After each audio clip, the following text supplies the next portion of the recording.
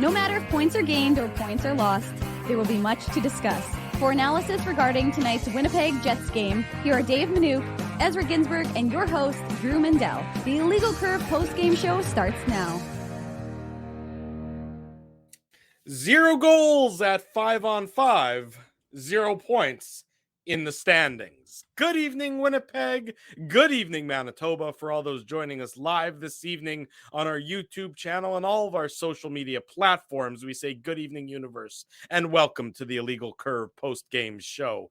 With Ezra Ginsburg, with the hostage, Dave Manouk, I'm your host, Drew Mandel, here to discuss tonight's Winnipeg Jets defeat. They lose 2-1 on Long Island against the Islanders. They lose 3 of 4 on the road trip, and any of the good vibes that existed following the Hellebuckian stealing of a game on Monday in New York against the Rangers dissipated tonight on Long Island. Gentlemen, good to see you both. Dave, blink twice if you need us to send a rescue crew for you. Okay, that's once, that's twice. Folks, send a rescue crew for Dave. That's the official symbol that Dave needs some help. Ezzy, you look resplendent as always. Nice to see you. Yeah, nice to see you, boys. The best is right before we went live here, Dave is asking Drew and I, like, the lighting's not that bad, right? And Drew and I are telling Dave, like, it's not the worst lighting that we've seen, but it's not exactly, the best lighting we've seen either. So it's okay, Dave. All that matters is we can see you. You mentioned, Drew, that the Jets lost 3 of 4 on this road trip. They could have easily lost all 4 games on this road trip. And they were right in this game. I mean, this game was tied for a big chunk of it, right? Obviously, the Simon Holmstrom goal coming around the midway mark of the third period is a killer, especially with the way Ilya Sorokin was playing. But, I mean, the Jets had no shortage of power play opportunities. They couldn't convert.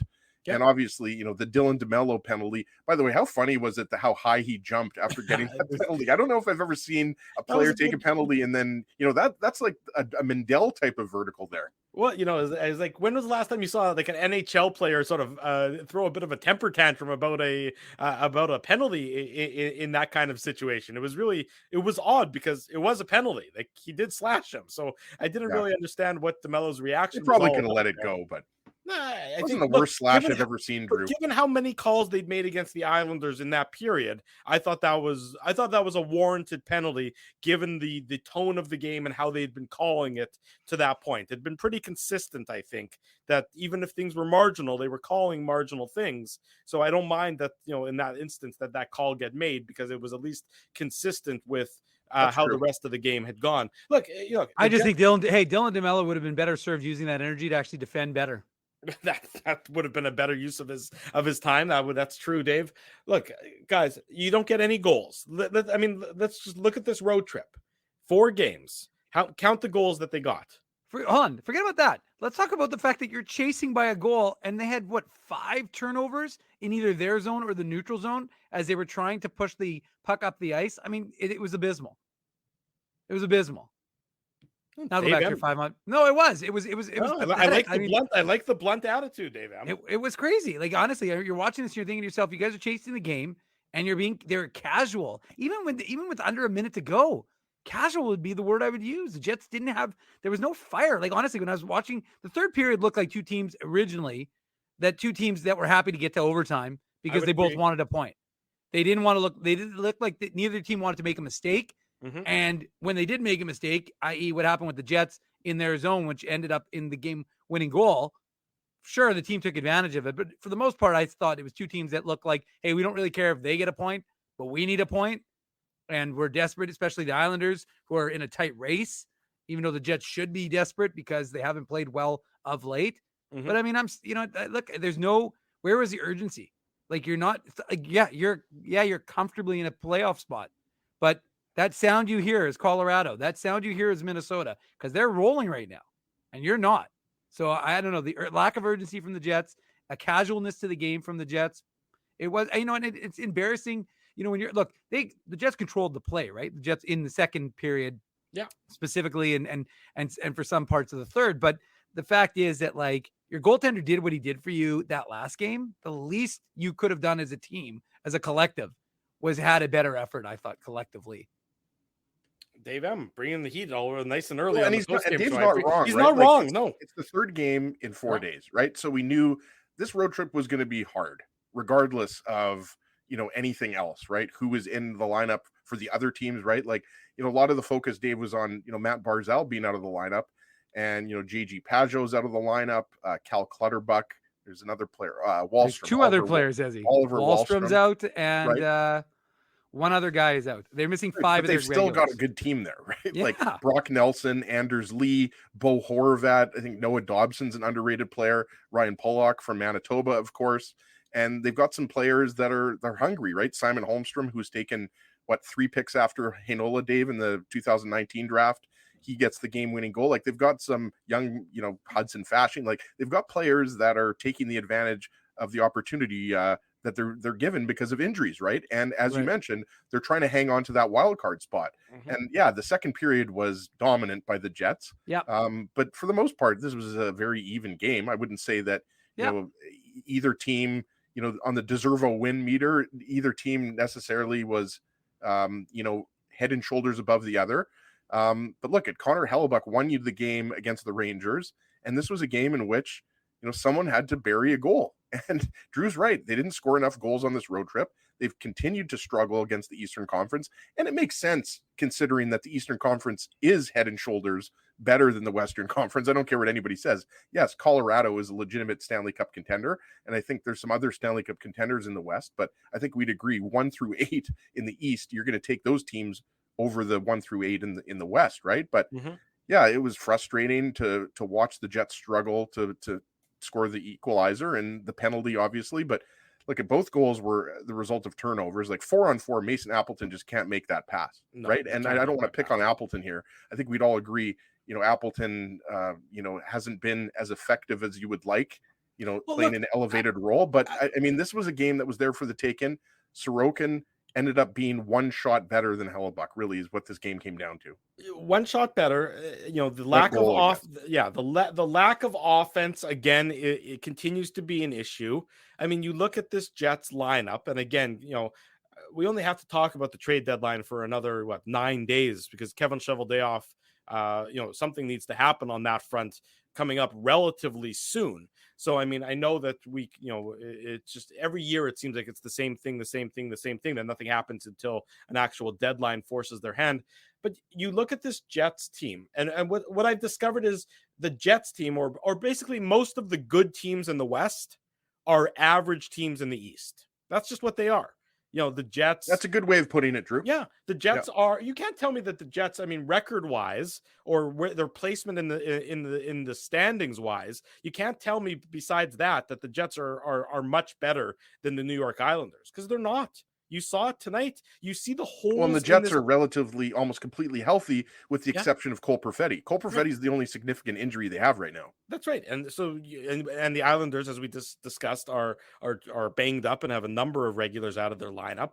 Well, it's two of your top 3 centers, right? Well, yeah, exactly. And so this is a game the Jets have to find a way to win this game. They just do.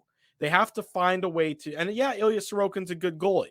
Ilya Sorokin's, that doesn't mean that you can't find a goal on him. Doesn't mean you can't buy a goal 5-on-5. It doesn't mean that you can't that all is lost. You have to find a way to get a goal. The problem is the Jets have, in terms of guys who can score a goal or really generate a goal for themselves, the Jets have 4 or 5 forwards that can do that.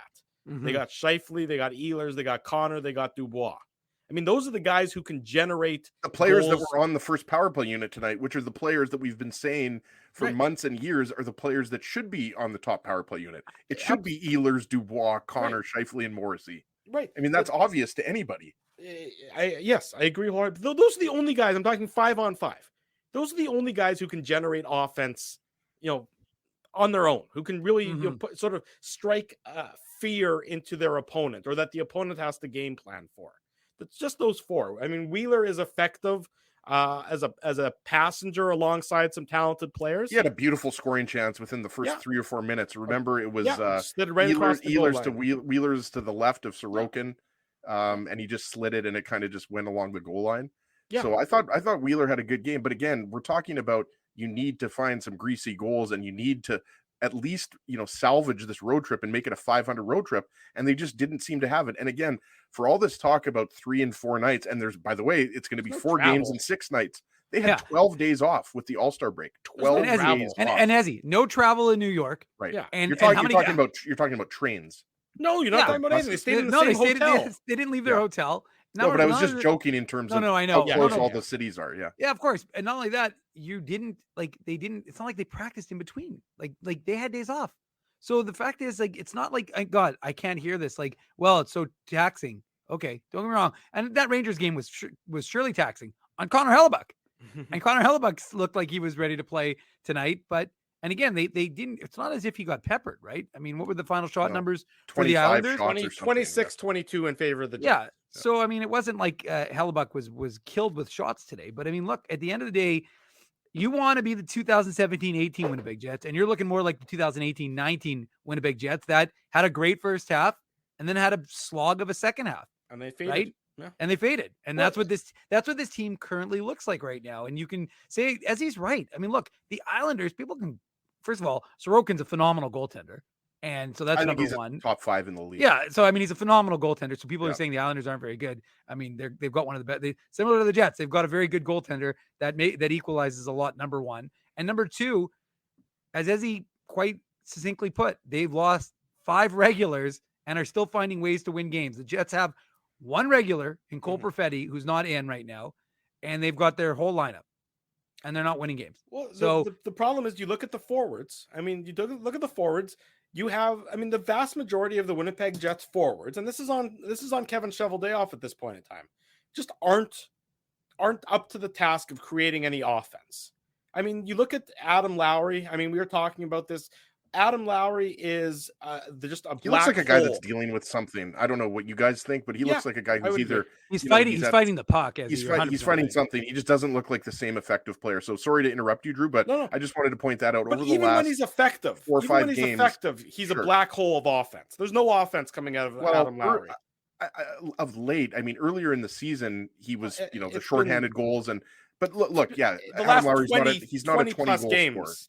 The last 20 plus games, he hasn't had a lick of offense. No, he's Mason been a black hole. There's no denying that, Drew. Mason Appleton, and I know he's just sort of getting back into the swing of things. Even before, Mason Appleton is not an offensive driver. I mean, Mason Appleton on a good team is a fourth liner.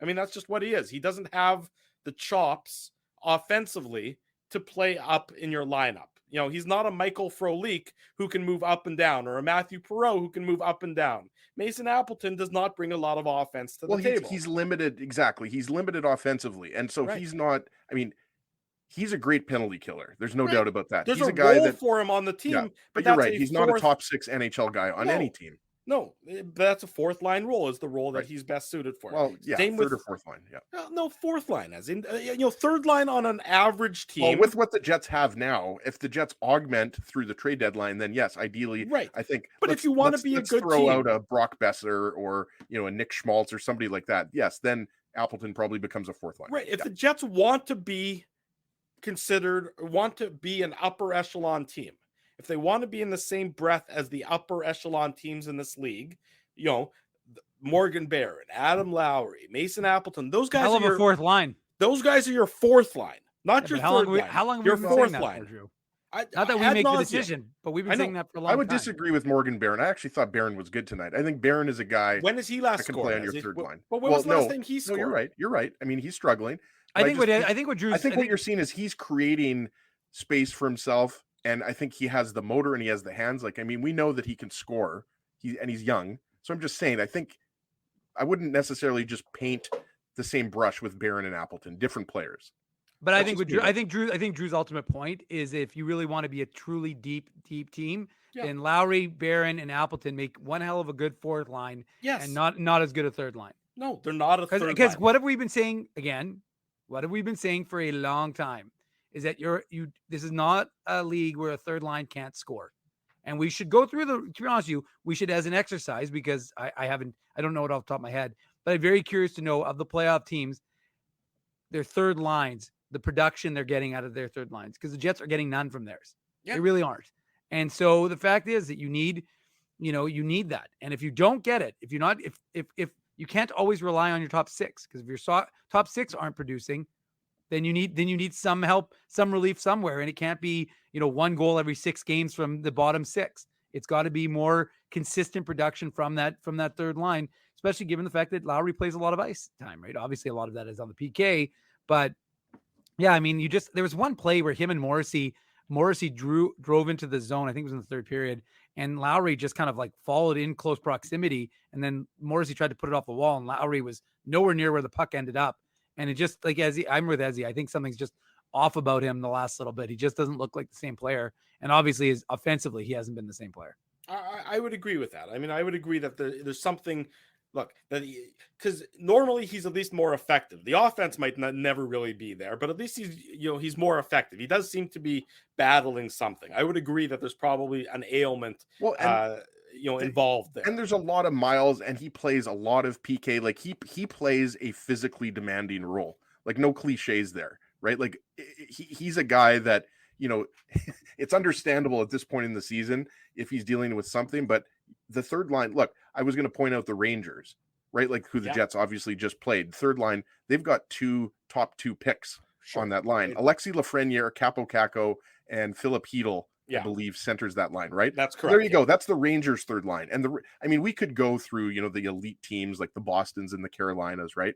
Mm-hmm. But the Jets third line is bottom 10 in the league, Dave, to further your point, right? Like it might even be bottom 5 right now, just in terms of the offensive production and the defensive impact as well, right? That's right. And I think, it's unfortunate because, we've talked a lot about how the Jets have struggled with faceoffs, right? And we've talked a lot about how the Jets have struggled on the power play as of late. Well, that's not really holding them back, right? Pierre-Luc Dubois was something like 85% tonight. Yeah, their faceoffs were good, it felt like today. They won 59% of the faceoffs. So it's just funny that this game was there for the taking. It was completely theirs. Yeah. I mean, not that they were dominating, but what I'm saying is either team could have won this game, and lack of goal scoring. And Nikolai Ehlers is a guy who hasn't been scoring a lot lately, so you like to see him score. I thought he was fantastic using his speed. I mean, third period, he faded a little bit, but I mean, this team right now, I mean, it's been a 500 team for the last 20 to 25 games, right? So like, I think the good start that they had through the first 30 or 35 games, I mean, that's worn off now, guys, right? That good start is keeping them in a playoff spot because it's not their play as of late. I mean, the reason why they're still so comfortably in a playoff spot is twofold. One, how they started the year. So there's no question about that. I mean, and again, and how atrocious their division is. How atrocious their division is, and also the fact that the Calgary Flames are a huge tire fire. So I mean, because at the beginning of the year, nobody would have thought the Calgary Flames are where they are in the standings, which is 4 points behind the Minnesota Wild. I mean, the Flames have won 26 out of 57 games this year in regulation. So the only reason the Flames are still in the race is because they have 11 overtime defeats. So so the Flames are getting that extra loser point a fair bit this year, which is the only thing that's keeping them in the running. If Calgary wasn't, just seems like they're imploding. If they weren't imploding, and Minnesota was maybe playing a little bit better, they've won 3 in a row, mind you, the Jets would be fighting tooth and nail for their playoff lives, given the last 500 play over the last couple months or so. And I just want to jump in. Matthew's comments aren't wrong. Yeah. Think about when the Jets were injured, what was happening? You had guys like Mikey Esimon, Axel Jonsson, Jansen Harkins. Like I know people love to say, oh, they're terrible, they're AHLers, they're tweeners, whatever.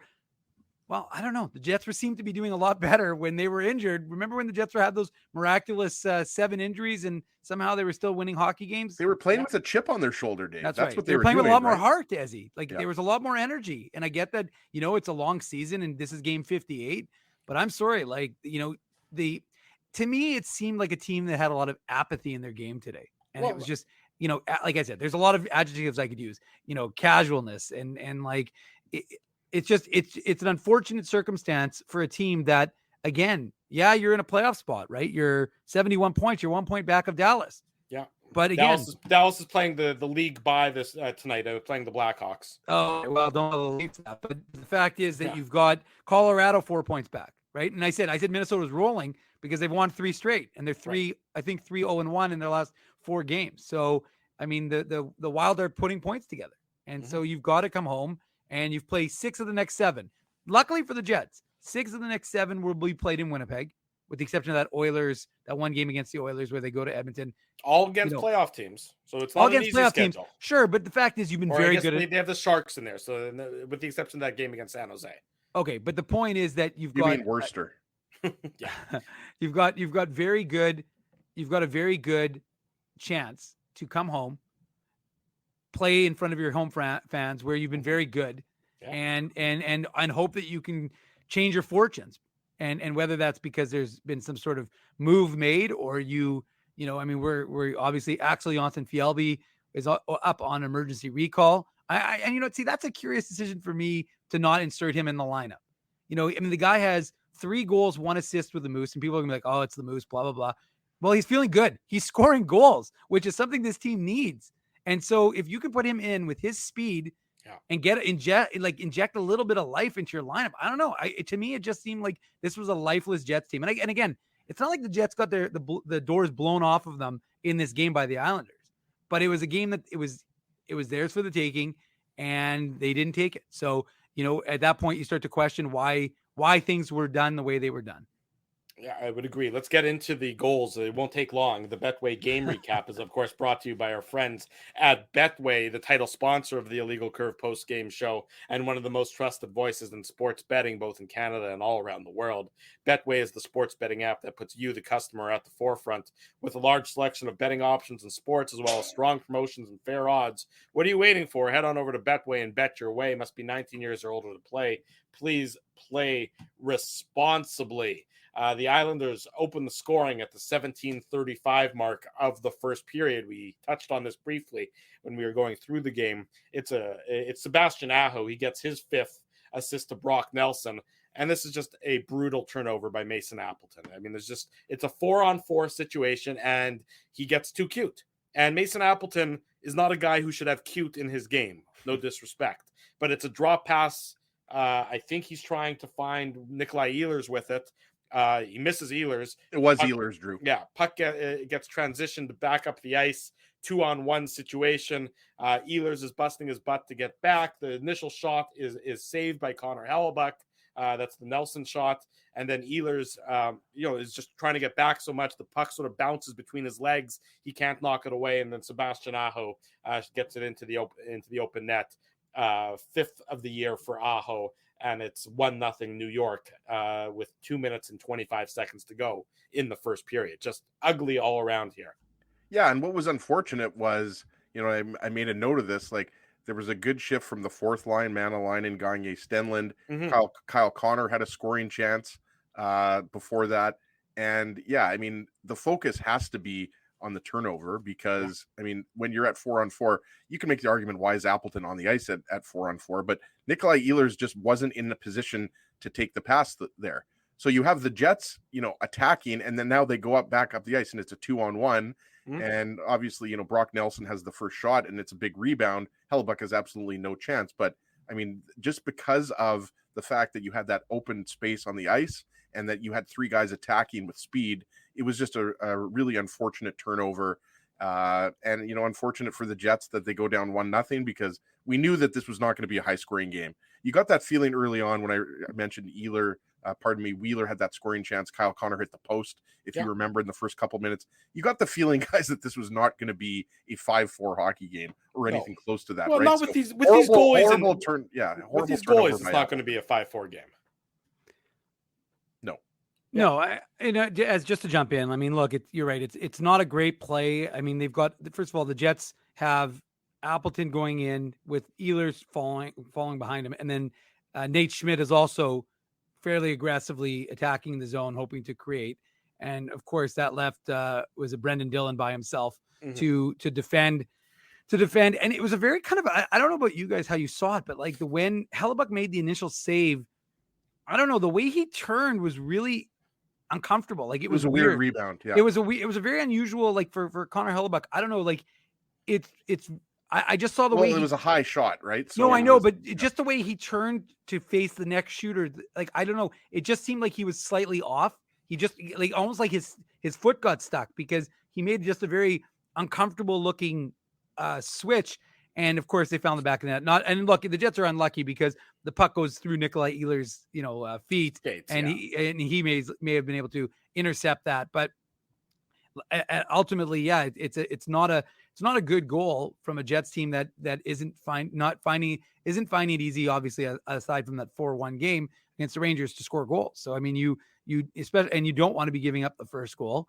And sure enough, now you're having to play from behind.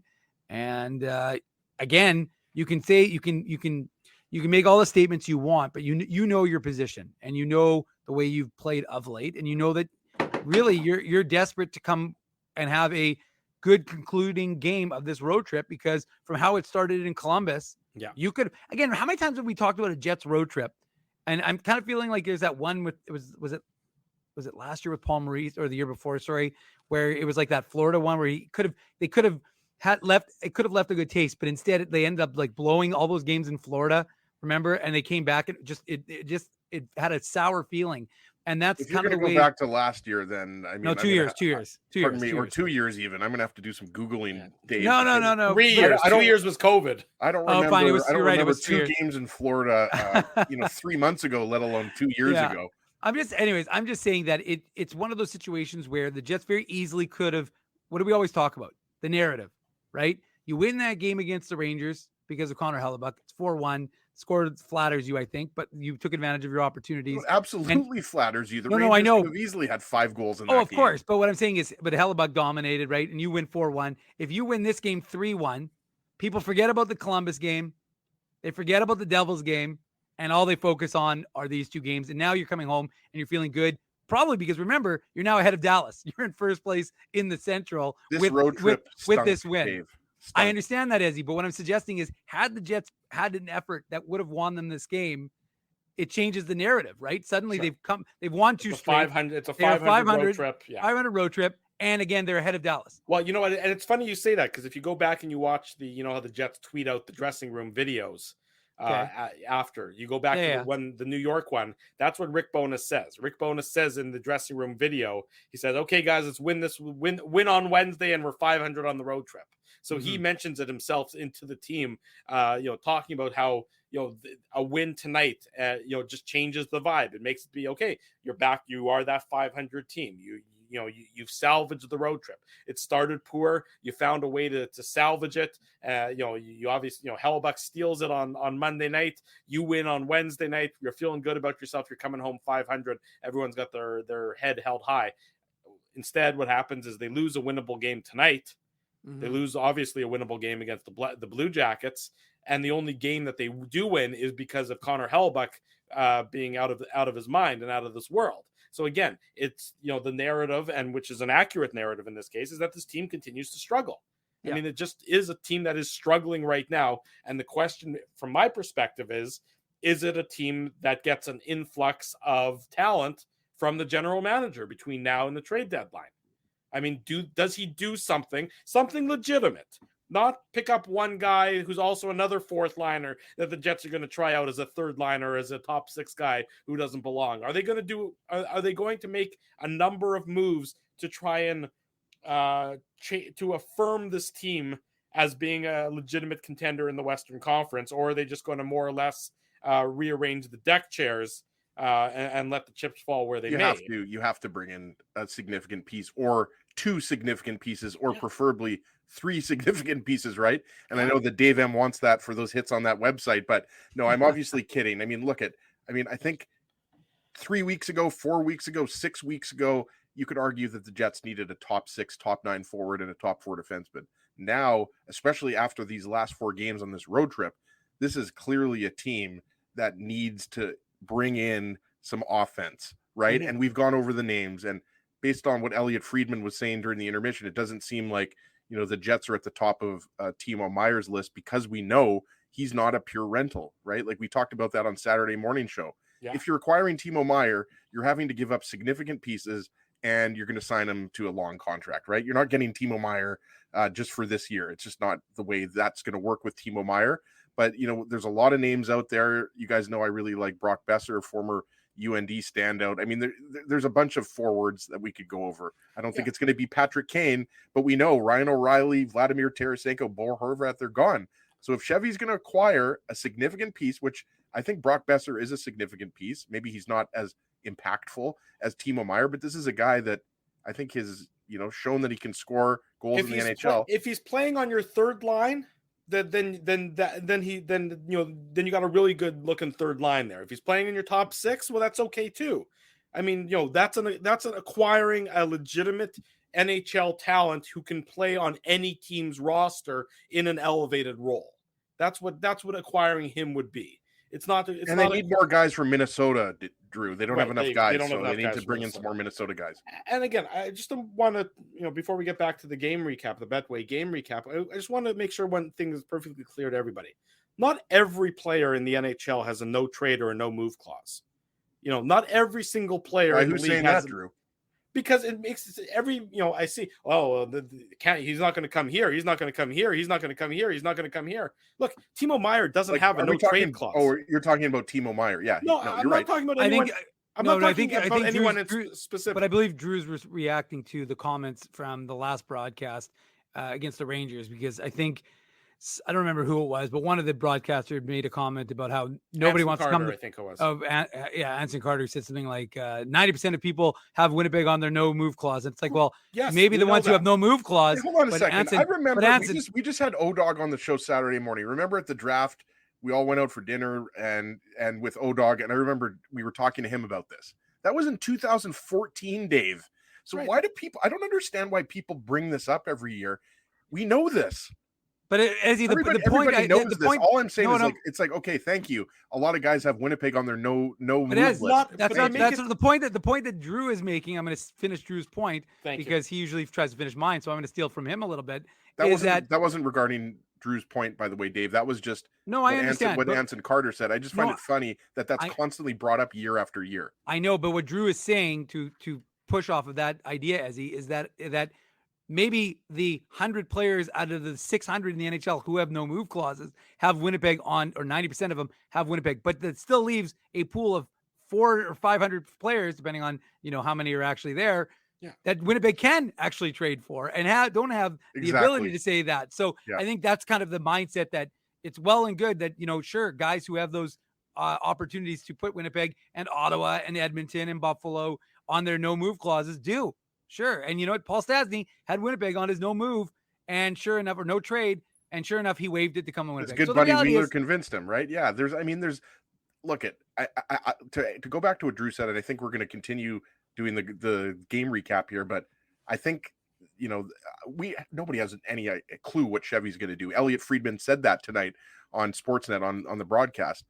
The Jets are a hard team to predict. So it might be a guy that we haven't talked about, but I think most people would be shocked if Chevy doesn't do something significant. Maybe not, maybe I'm wrong, but I do think that, especially, with the way this road trip has gone and the Jets' lack of goal scoring, I think you have to make a move before the March 3rd trade deadline. And preferably, I think you make 2 or 3 moves. Look, if he does nothing, then you're basically, then he's deflating the balloon for the rest of the season. Not to say that the Jets still won't necessarily be a playoff team, but if he does nothing between now and the trade deadline, it's a vote of no confidence towards this team and what they've accomplished so far. I mean, you can't look at this team and say, yeah, we can stand pat. We're going to be fine come playoff time. You look at this team, if you stand pat, maybe they win a round, but that would be the ceiling at the absolute most. So, I mean, and again, the no move clause, the no trade clause thing, which we've hammered to death just now, and we don't need to do it again, is not every player in the league. It's a cop out if that's your fallback response, or if that's your excuse making for why sometimes nothing happens. Not every player can fall into that category. Okay, moving on. Betway game recap. Second period, the Jets strike on the power play. Betway game segue, for God's sakes. Yeah, sorry. The Jets strike on the power play with Casey Zizekas in the box. It's Nikolai Ehlers, his 5th of the season on the power play. Assist to Morrissey and Kyle Connor. Not only does this tie the game up at 1, this is also our Seagram's shot of the game. Seagram's 83, Manitoba's #1 whiskey, available at all of your best liquor retailers in this province and wherever you may be watching us from. Big thanks to Seagram's for their sponsorship of the Illegal Curve post-game show. show. It's a beautiful shot by Nikolai Ehlers. I mean, when when he can fire it, he's been struggling as of late. What was this? 11 games without a goal is I think what they said. 10 or 11. Yeah. He's been struggling, but when he can fire it and when he gets it, he can fire it pretty damn good. And this one was one of those ones, tying the game at 1 at the 4:30 mark of the second period. Sorry.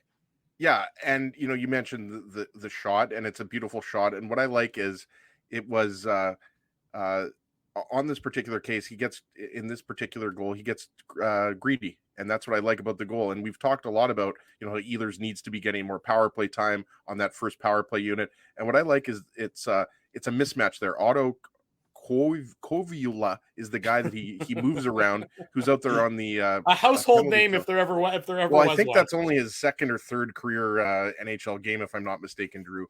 But I mean that unit was out there. His name is Otto. Do you think he likes to get blotto?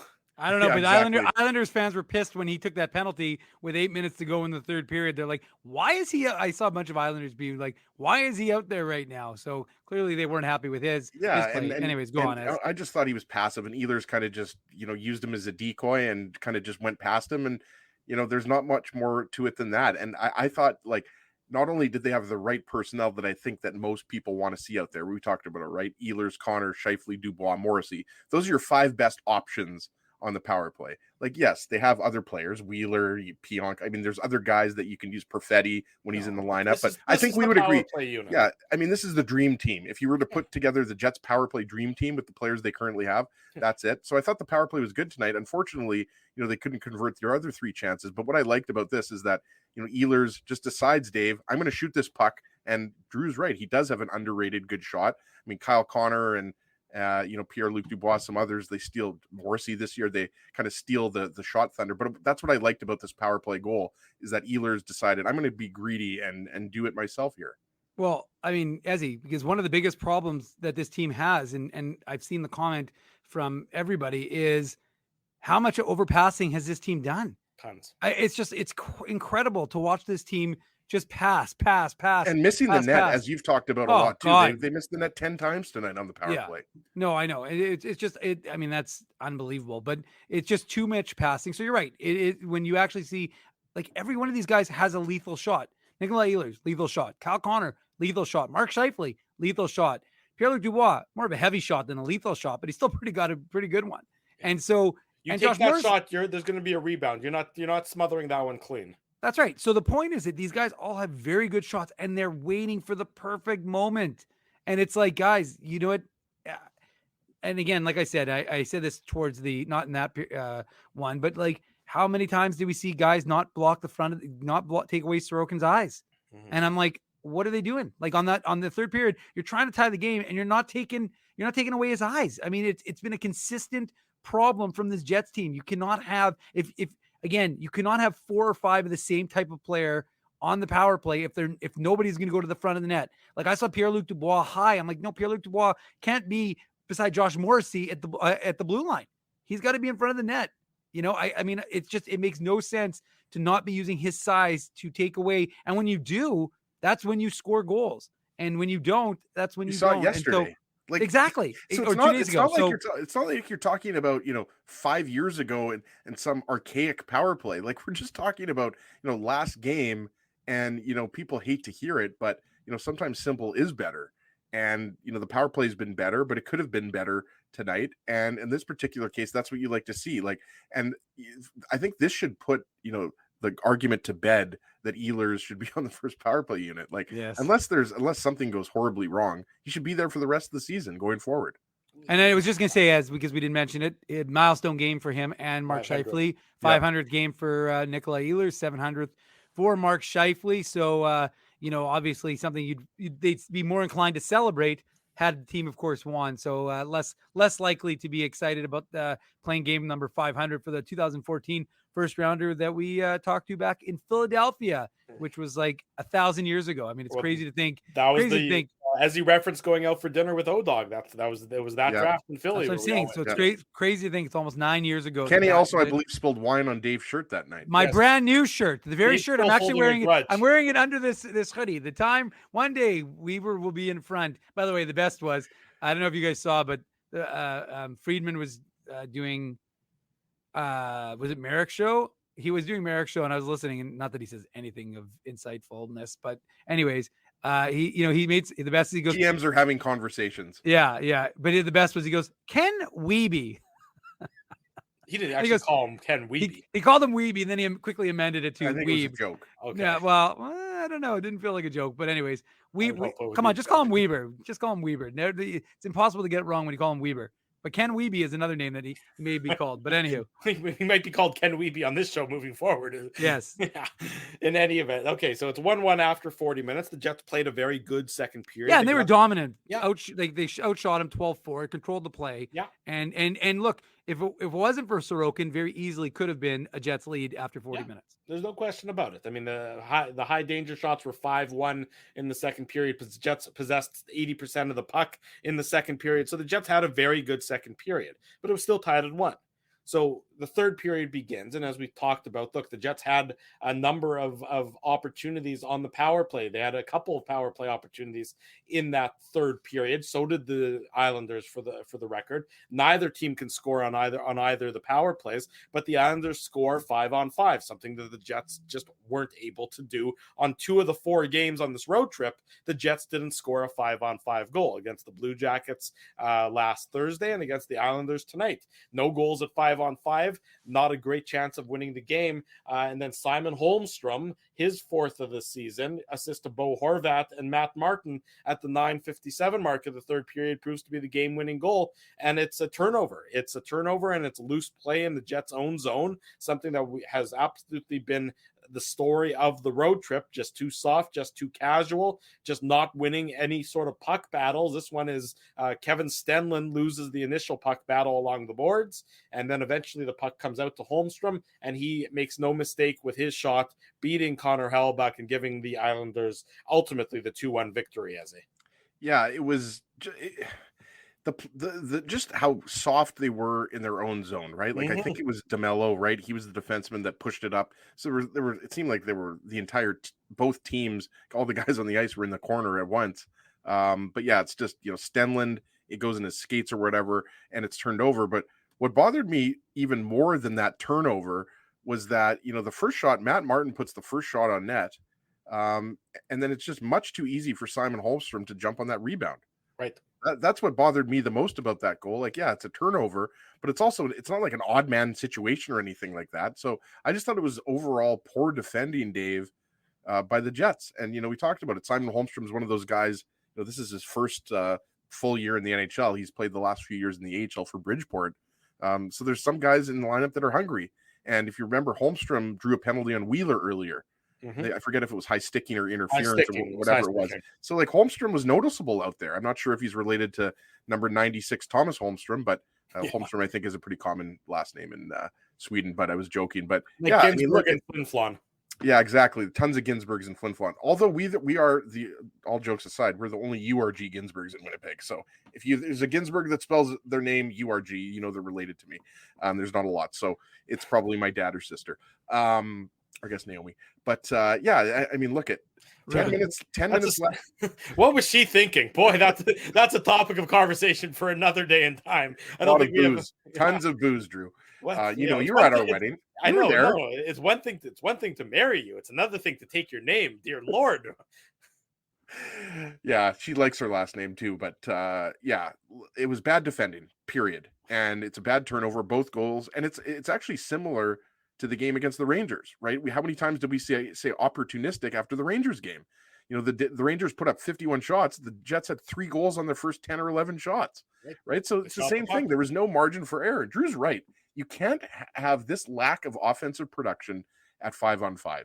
And really, there's a lot on those 2 lines, but it's almost like, since Cole Perfetti's been out of the lineup, the entire top 6 is in disarray, Dave.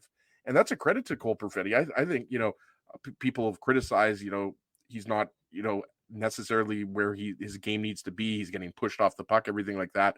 I disagree. Maybe I'm, higher on Perfetti's game than others, but they're just not getting enough goals, period. Are they generating offensive chances? Yes, but they're not getting the finish.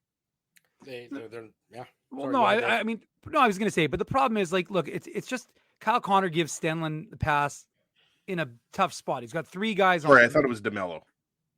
No, I thought, well, maybe You're right. I'm I'm wrong. saying you're right. I thought it Oh, was I was DeMello, right. but Okay. you're right. Okay. Yeah. Yeah. But I'm just saying, like, so he puts it there and then he just stands. He does, I mean, look, Kyle Connor, for all of his offensive abilities, he just drifts and he just drifts casually towards the blue line, watching kind of the chaos he's created.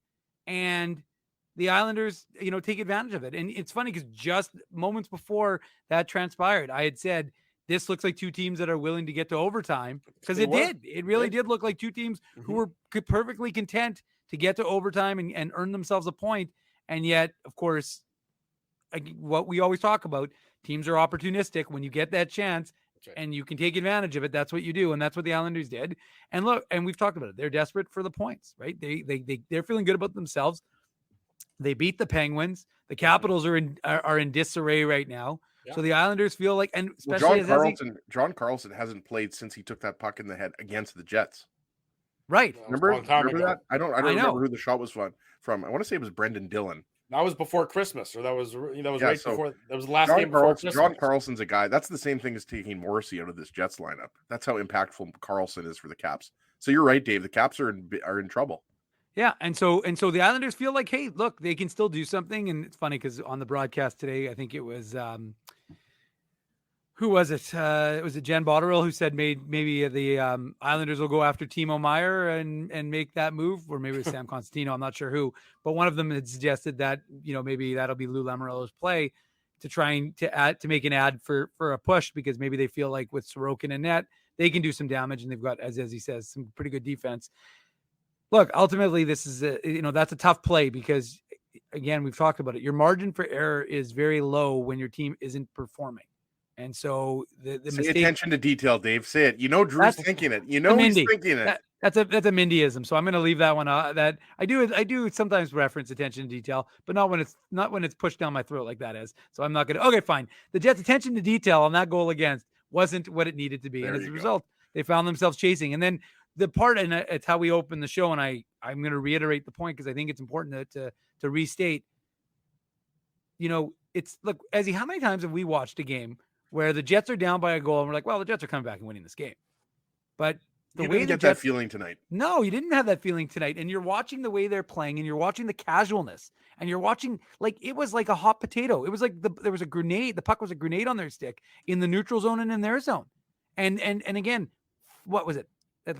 At least 3, but I'm thinking it was closer to 5 turnovers in the third period. Well, there was the before the DeMello penalty, the sequence of about a minute where they just couldn't get it out of their own zone.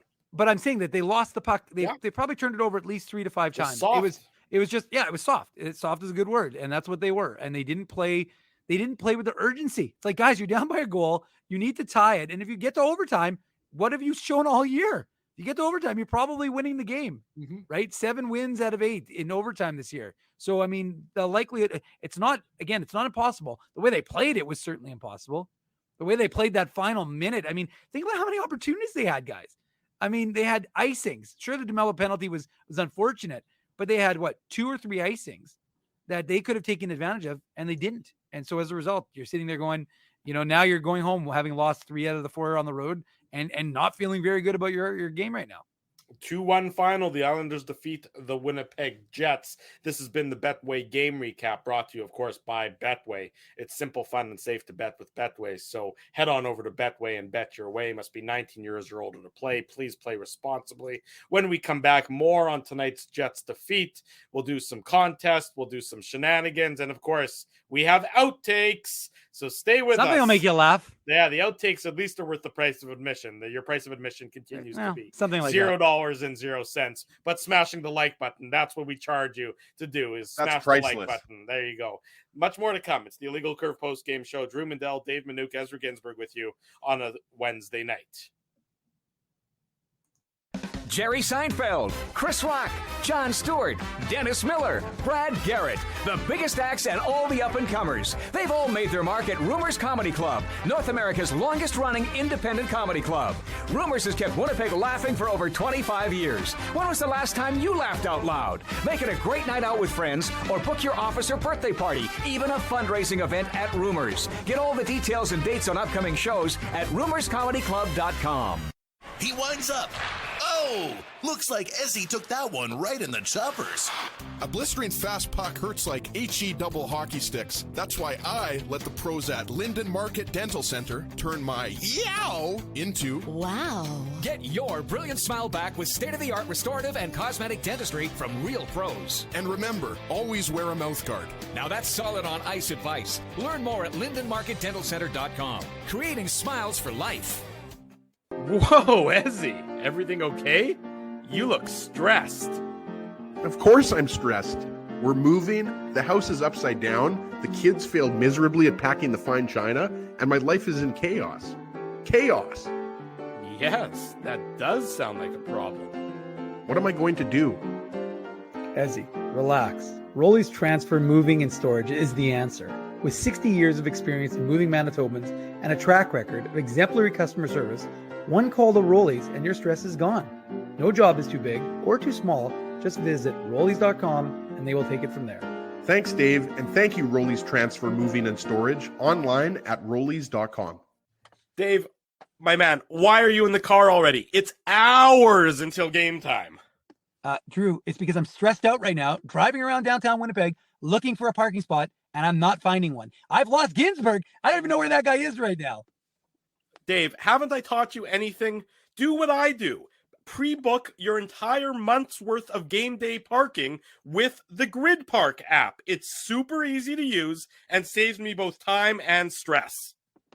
Well, Drew, I'm not independently wealthy like you are. So I'm sorry that I don't have millions of dollars to pre-book my parking month in advance. What's that going to cost you? $25? How about $5? Come on, $5? No way. $5. I'm not telling you a lie. And our listeners can get a free park with the new special promo code Illegal Curve. Guess what? There's more. There's more, Drew. You're lying to me. What more could there be? Grid Park now has underground parking, so my car can stay warm during the game. So wait a second. All the driving around I do, looking for parking, minus 40. You're telling me I could be toasty warm in a car after the hockey game? That's exactly what I'm telling you. Underground parking. Just download the Grid Park app. That's GRYD Park and use the code Illegal Curve. All one word. You'll park for free your first time.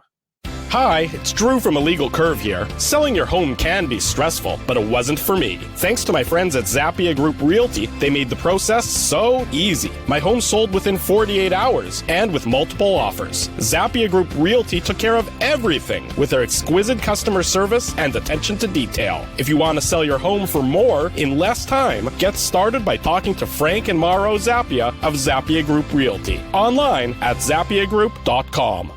For 3 generations and over 80 years, Tough Duck has been making apparel that works and plays as hard as the people who wear it.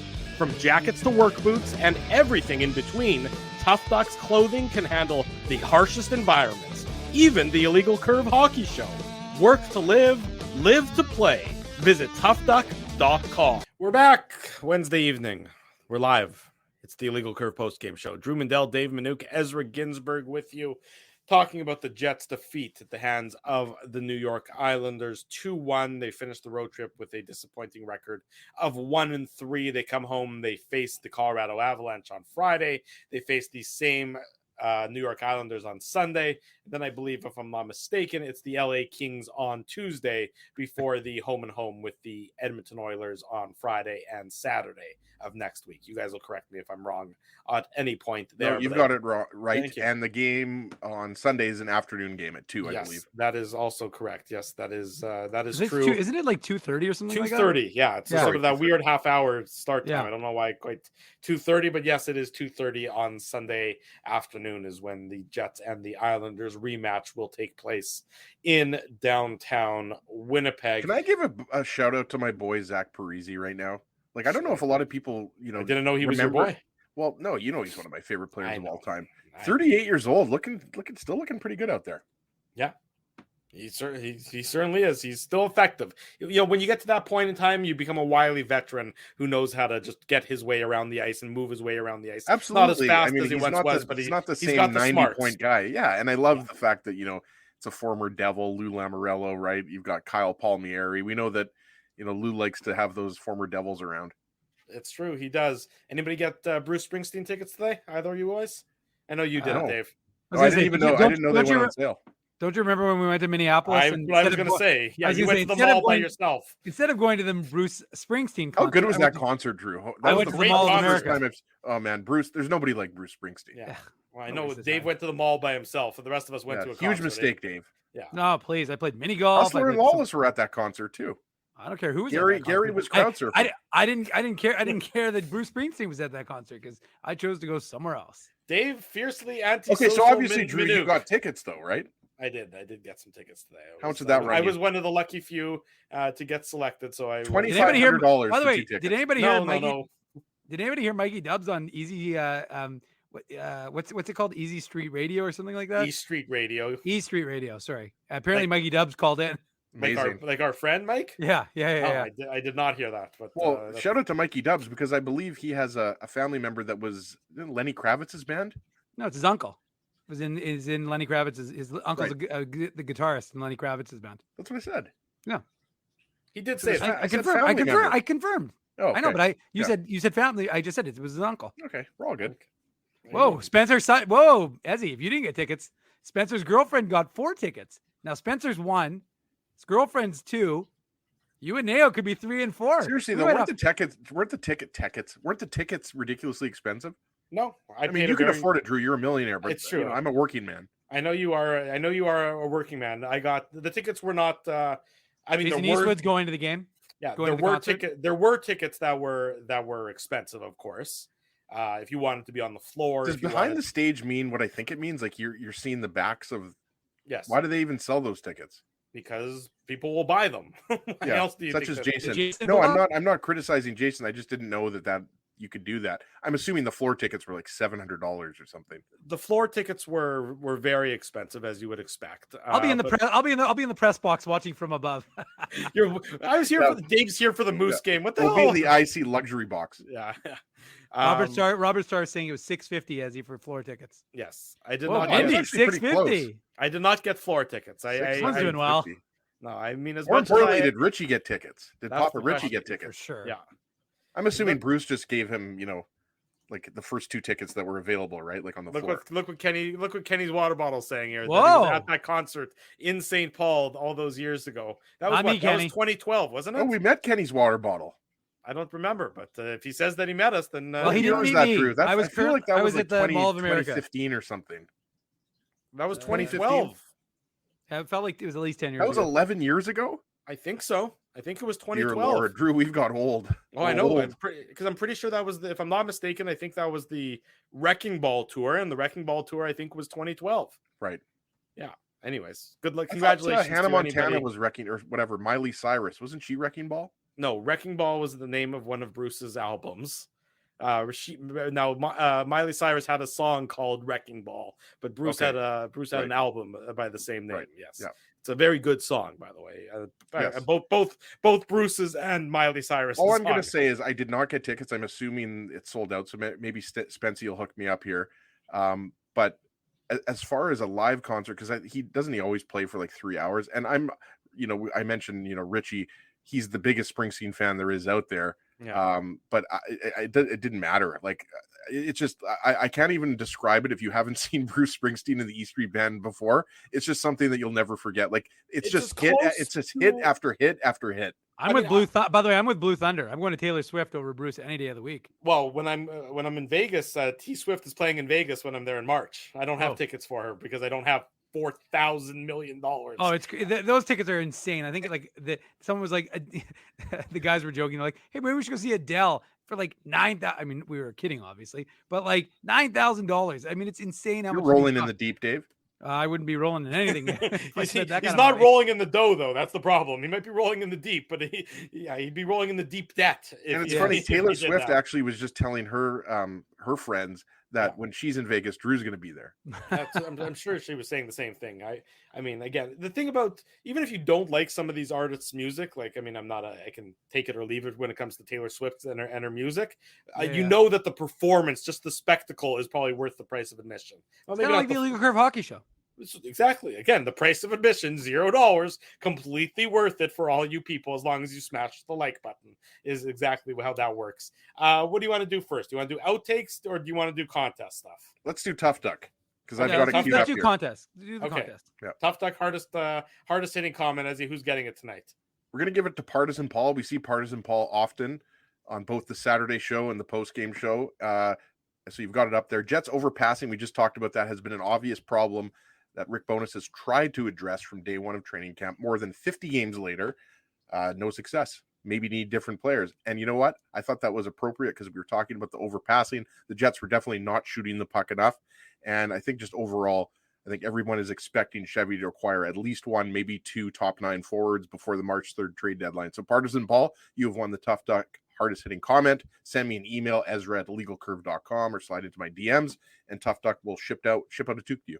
There you go. Congratulations to Partisan Paul for winning tonight's Tough Duck hardest hitting comment.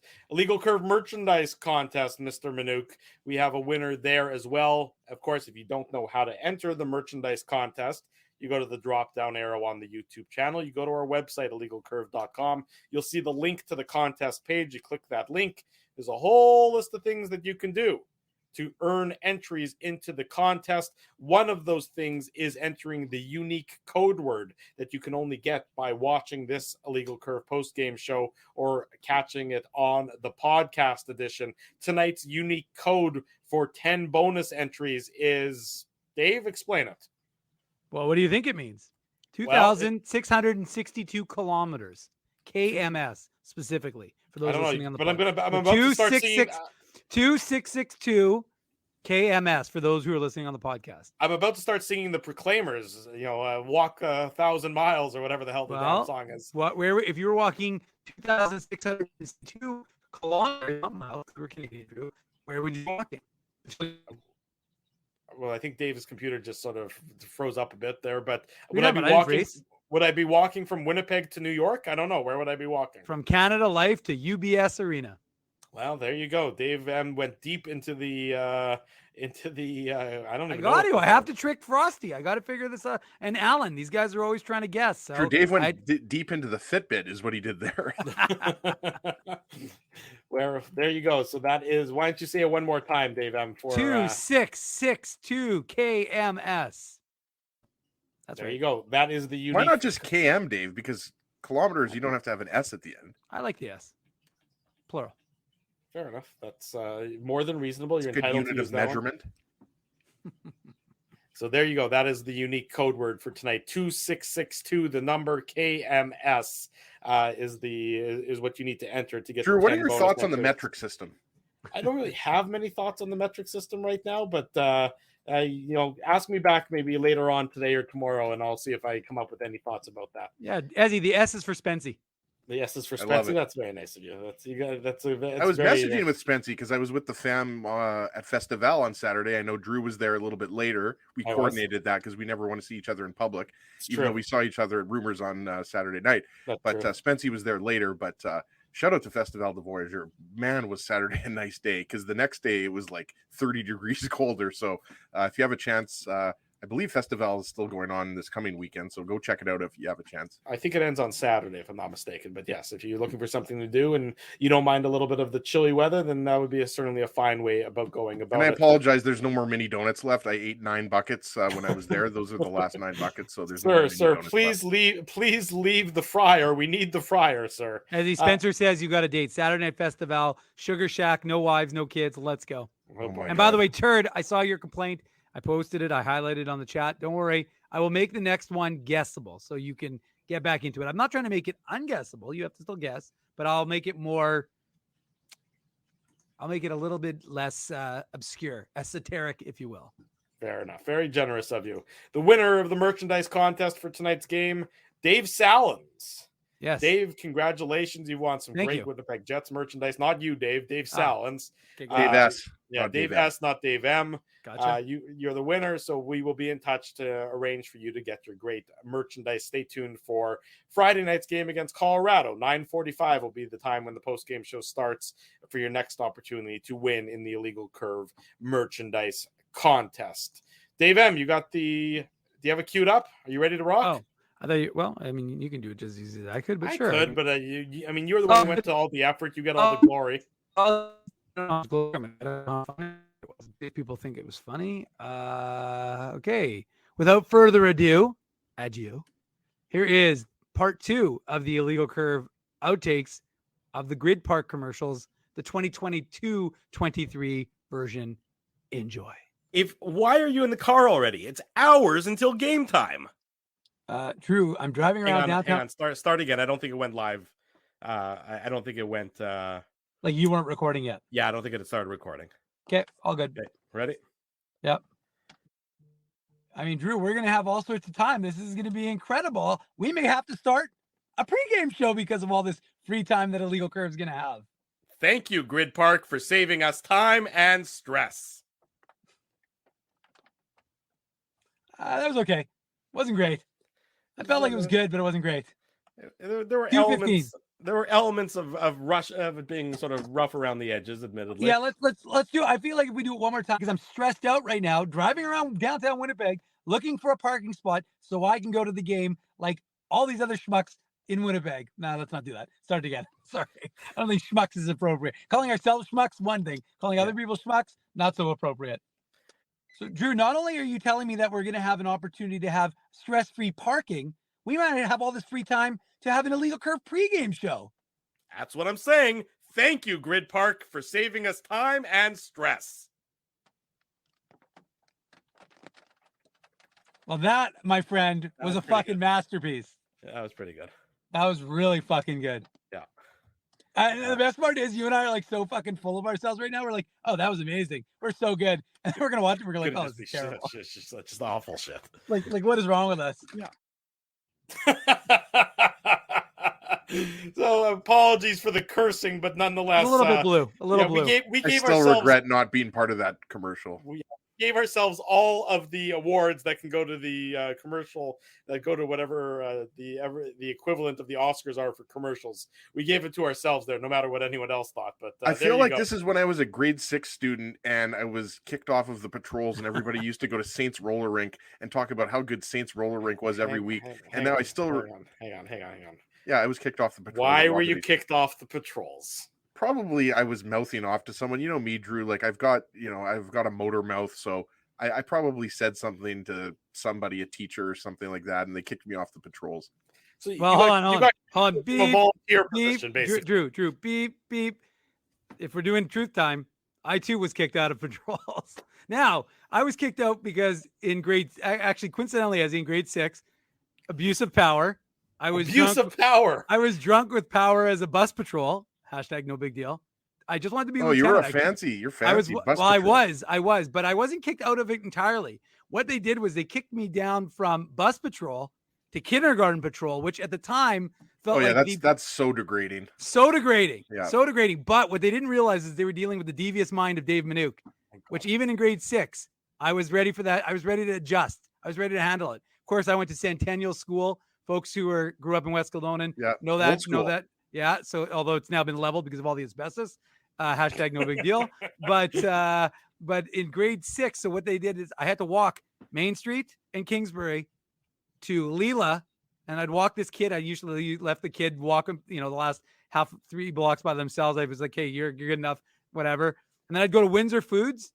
And see, this is where they weren't planning on dealing with what I was going to put up, what I was going to do. I'd go into Windsor Foods. I'd buy candy. I'd buy gum. I'd come back to school. I was a hero. I was handing out gum. I'm handing out chocolate bars. It was fantastic. I was running a little bit of a black market sales thing, Ezzy. It was great. I never knew that we shared that in common. We do.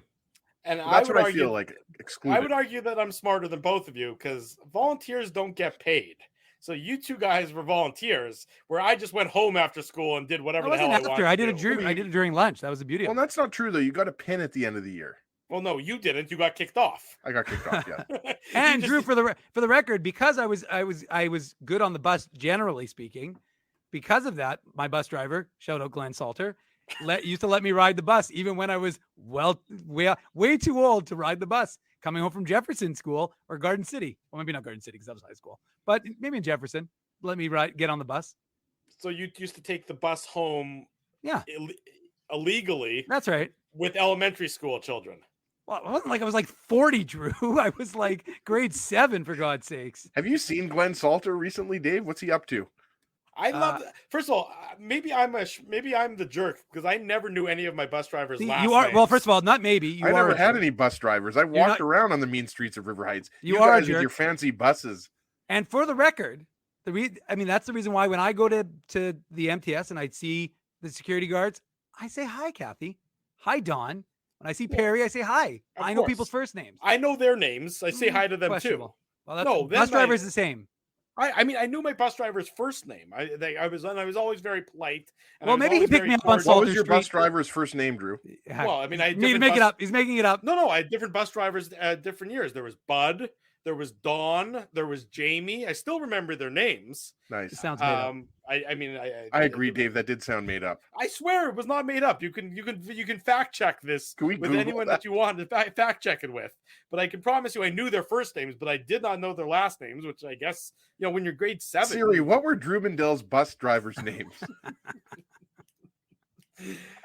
In any event, I think we're done for tonight. You people, Is anybody watching? Yeah, they are. That's the God thing. bless everybody who's watching right now, because I have no idea what we just talked about for the last 10 minutes. We were talking about bus drivers and patrols and just utter nonsense. I love it. Well, once we do outtakes, Ezzy, that's when it just goes to goes to madness. So It certainly does go to madness. We're next in action on Friday night, 9:45, after the Jets and the Colorado Avalanche. So please join us back I here. see we'll be at that game. Dave M and I are going. We'll Oh be my there. God. and by the way, Darwin wants to know why we're not talking trades. Darwin, we're not talking trades because Jets haven't made a trade. Yeah. And it's not, we're not really in the business of suggesting trades because No, the reality is we're in the there's bus business now.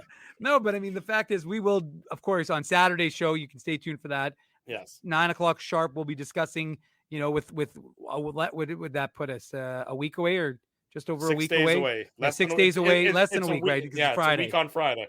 Yeah. So just remember that we'll be having plenty to talk about on Saturday. Of course, tomorrow is a Moose game. I don't need to do a Moose minute because I did one. Friday. The Ice. I know. The Ice played though. We will mention that the Ice won their 8th straight game today. They played a this matinee. afternoon, right? Yeah, they played a noon start against Calgary, the Hitmen, and so they won today. I think 5-2 was the final. Their winning percentage is insane. Like I think it's like 858 or something like that. They're 45. I don't remember I tweeted the record. It's insane. They're 13 points up on Saskatoon and Red Deer, who they play tomorrow night. So they're back in action against the Rebels tomorrow night. The Moose take on the Admirals. That should be a real good game. We don't know. Obviously, Axel Jonsson-Fjällby got recalled up to the Jets on an emergency basis. The Moose can jump into first in the Central. No, they're 4 points back. No, I'm saying if they yes, win their next few games, if they win the next 2 against Milwaukee for sure, Ezzy. Yeah, and they that'll need help, but they're right. It's within striking distance. Yeah, no, you're absolutely right. So that should be an interesting one. And then we've got a lot of shows this coming up in the next few days. So, and remember, folks, smash the like button, subscribe to the channel. Now, most of you are subscribed, so that's good. And remember your bus driver's name. Remember your bus driver's name. Let us know if you want more outtakes. Maybe I can find more outtakes from the other commercials we've done. I think you should just start sharing your camera roll. That's what you should start doing. Just start I don't know sharing your camera roll. Drew, do you want me to go all the way? I got some stuff. No, I know what you have. I was gonna say. I don't know if you want me to go that far back, but okay. Anywho, the point is, and remember, nobody will. No, no. If you got an invite from IC to like us on Facebook, become part of the IC Facebook army. I see a lot of people liking and sharing our stuff. We appreciate that. And last request I will make, because a lot of you have done it already, but I'm going to ask it for you again. If you get a chance, go on the podcast on iTunes, Spotify, whatever, preferably iTunes, and leave a comment, positive or negative, positive only, for us on the show. Appreciate it. We delete the negative ones. There you go. Big thank you to all the sponsors of Illegal Curve who make the post-game show, the Saturday show, and the website a possibility. By request, we name them in reverse order tonight. Our friends at the Keg, Grid Park, Rolly's Transfer, Seagram's, Boston Pizza, Tough Duck, Betway, Zappia Group Realty, Linden Market Dental Center, and of course, Rumors Restaurant and Comedy Club support these fine businesses because of their continued support of Illegal Curve Hockey. Jets lose 2-1 to the New York Islanders, but we had fun. For Dave Manouk, for Ezra Ginsburg, I'm your host, Drew Mandel. Until Friday, 9:45 p.m., we wish you good night and good luck, and thanks for watching the Illegal Curve postgame show. Thanks for listening to this broadcast from Illegal Curve Hockey. For more great Illegal Curve content, subscribe to the Illegal Curve YouTube channel, follow at Illegal Curve on Twitter, Facebook, and Instagram, and visit your online home for hockey in Winnipeg, illegalcurve.com.